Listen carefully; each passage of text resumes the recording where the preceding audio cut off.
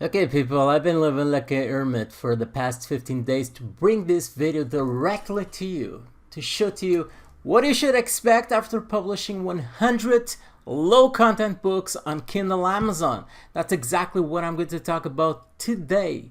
What you should expect, what are the results I got, I'm going to talk about that today. And have you seen the new feature called hardcover? Oh, this sounds good. I gotta try this out and I gotta make a video about that. Anyway, I published about 85 notebooks and 15 guest books, and this is what I have to say. So let's rock and roll.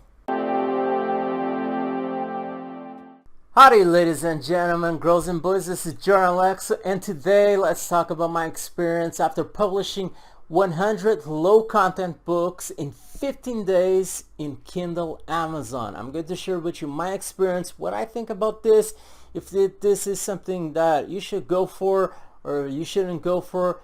This is my experience, okay? When it comes to low content, I must say from the very beginning, it is not something that I'm super experienced when it comes to this. So my results isn't from someone who is like a super expert when it comes to publishing low content books, because I know that there are other people out there that are kind of crushing it with low content books.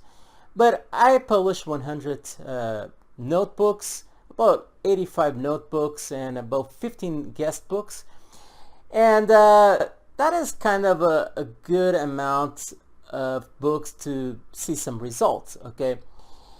My experience is mostly about publishing high content books. That is what I talk about throughout my video course called Self-Publishing Money Machine, which I recommend for you to check out. You got a link on the description right below if you want to check out. And I decided to get involved on low content because, I mean, there's a lot of fluff about it. Like, this is something, it's just crazy. You can just, I don't know, make bundles of money with it. So I decided to try out. I'm not saying I'm going to quit or anything like that. I'm going to keep trying until I start seeing some results. But after publishing 100 books, I still haven't made a single sale, okay? Now, I haven't made a single sale. Some of these books are quite recent. Some of them have been online for the past 3 or 4 days. That doesn't mean I won't see a sale today, tomorrow, probably I will see a sale. But I think it's the first thing I consider when it comes to low content. I don't consider it the easiest way for you to make money with Kindle publishing. I consider high content an easier, I wouldn't say an easier, because it kind of requires for you to learn more. There's a higher learning curve compared to low content, but I find it easier for you to make money with high content books, because with the single book, let's say a book with 30,000 words, that's about 120 pages, something like that. With a single book, you can immediately, like 1 month to another, make $500 per month or even more. Some of my books I published and they make $1,000 per month, and some of them even make more, okay? So I find with high content books, it's just easier for you to make a decent amount of money with Kindle publishing compared to low content. So it's not as easy, low content is not as easy for you to make money, as a lot of people out there, other YouTubers, kind of want you to make you think that it is. It's not as easy as it seems.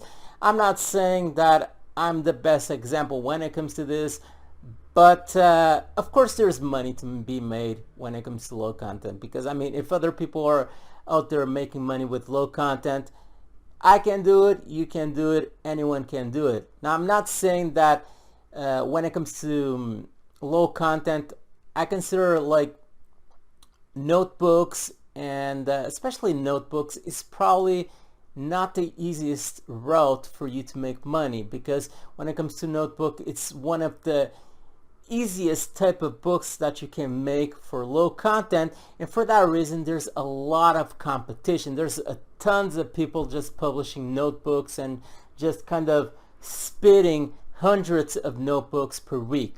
So it's very competitive. And that's something that I want to touch more later on. The second thing is about all of the fluff that is going around when it comes to how easy it is for you to publish notebooks. I must mention that it takes quite a lot of work. It's not something that you just spend like a few minutes per day and yeah, you just spit some notebooks and after a month you're just crushing it and making thousands of dollars. It is not the case. It takes some work. I design all of my covers for this notebooks and also for my guest books. And it takes some work. I spent a lot of hours on canva.com just making notebooks, and sometimes you kind of run out of ideas for your notebooks and you need to find the right images and so on. It's not as easy as some people out there makes it seem. It takes some time from your part. It takes you also to have some knowledge when it comes to using Canva, and it takes some creativity. I mean, if you have some creativity, then this might be something for you. Now, making notebooks, although it's kind of easy, it takes some creativity from your side to make something that looks good, okay?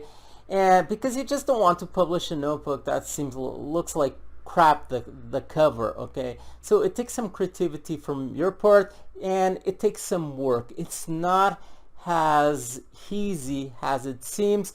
It can be kind of time consuming. The other thing is hard to outsource. That's the reason why I design most of my covers for my notebooks and also for my guest books and so on, because it's kind of hard for you to outsource this.